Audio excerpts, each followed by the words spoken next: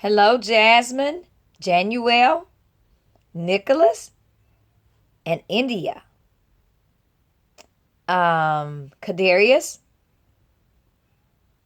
Eric, and Ayana. I'm going to read Because of Winn Dixie, chapter 15, to you today. I'd like for you to have your book and follow along. I'd like for you to turn to page 98. All right.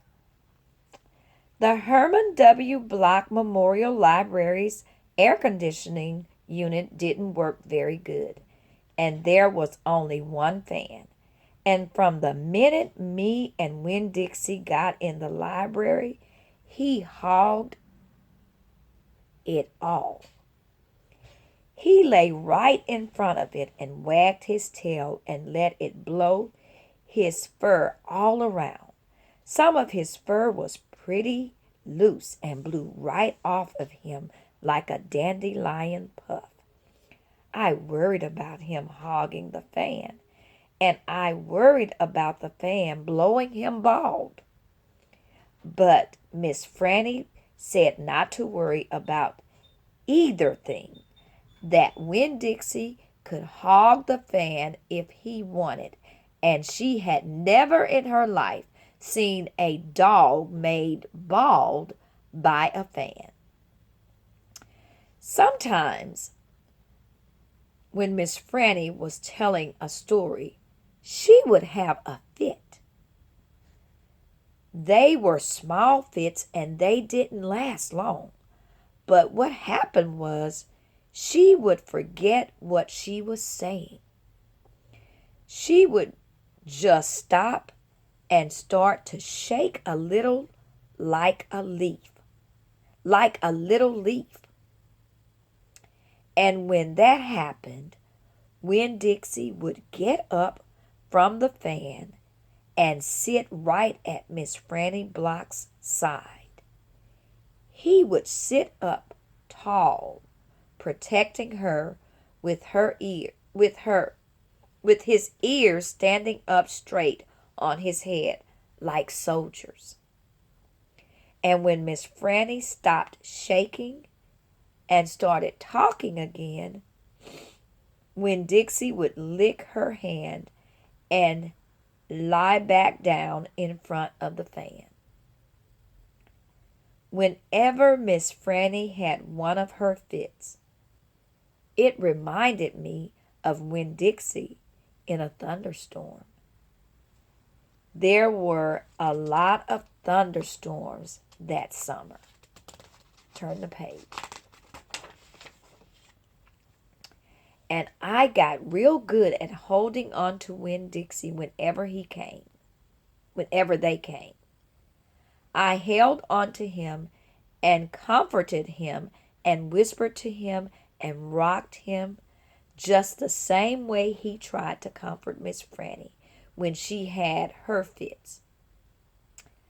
Only I held on to Winn Dixie for another reason too. I held on him tight so he wouldn't run away. It all made me think about Gloria Dump. I wondered who comforted her when she heard those bottles knocking together, those ghosts chattering about the things she had done wrong. I wanted to comfort Gloria Dump, and I decided that the best way to do that would be to read her a book. Read it to her loud enough to keep the ghost away. And so I asked Miss Franny, I said, Miss Franny, I've got a grown-up friend whose eyes are going on her, and I would like to read her a book out loud. Do you have any suggestions? Suggestions, Miss Franny said. Yes, ma'am, I have suggestions. Of course I have suggestions. How about Gone with the Wind? What's that about? I asked her. Why, said Miss Franny, It's a wonderful story about the Civil War. The Civil War, I said. Do not tell me you have never heard of the Civil War. Miss Franny Block looked like she was going to faint.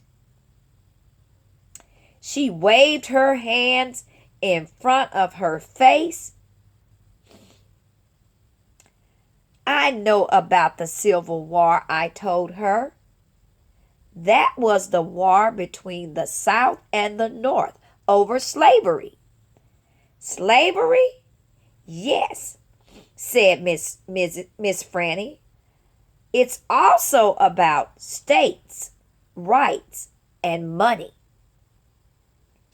It was a terrible war.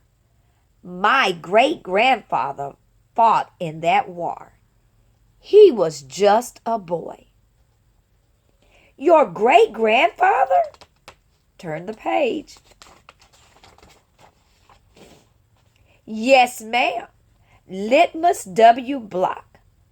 Now there's a story.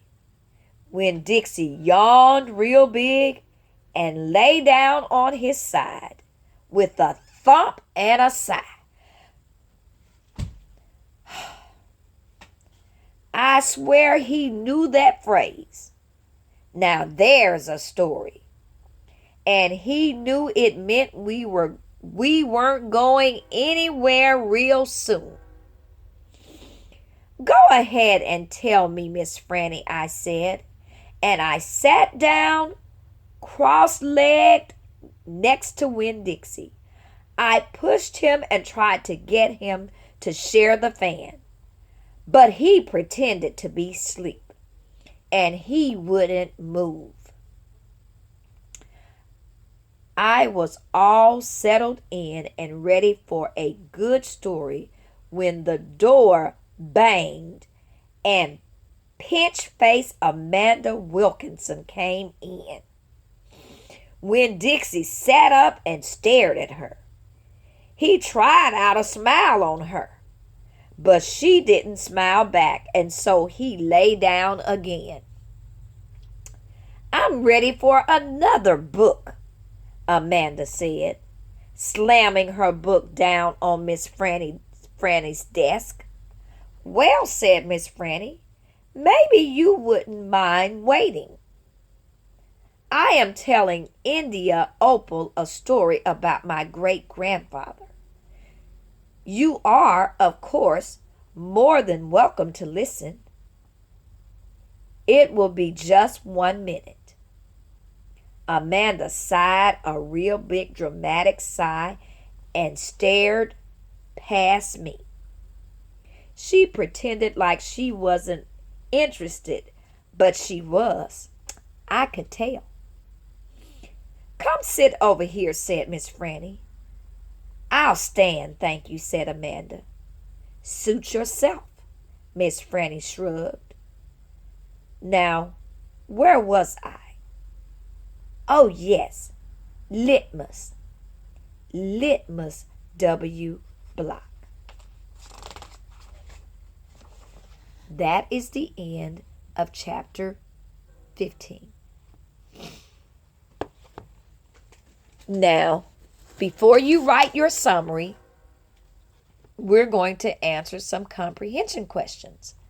The comprehension question that you all will have is, what did Dunlap do that surprised Opal?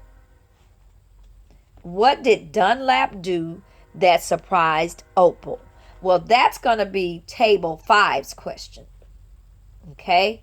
Table 4's question is, why did Opal say she probably wouldn't think of her mother as much? Well, wait a minute.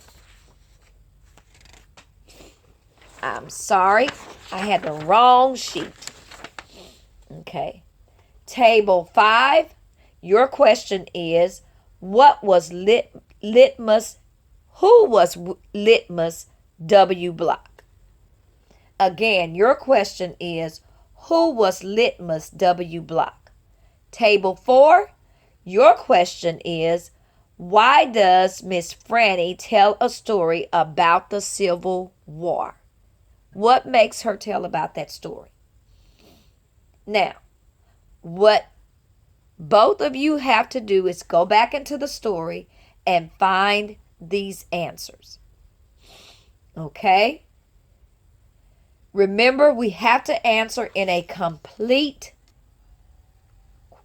answer. Okay? So it says, who was Litmus W. Block? Then you're going to respond, Litmus W. Block was, and you're going to tell the information you know about him. Once you tell the information, you're going to go back in the book and find the information. And then you're going to write that information also. And you're going to tell us the page number and the paragraph you got it off of. Okay? The page number and the paragraph. Now, get busy. You only have 10 minutes. 10 minutes. I'm out.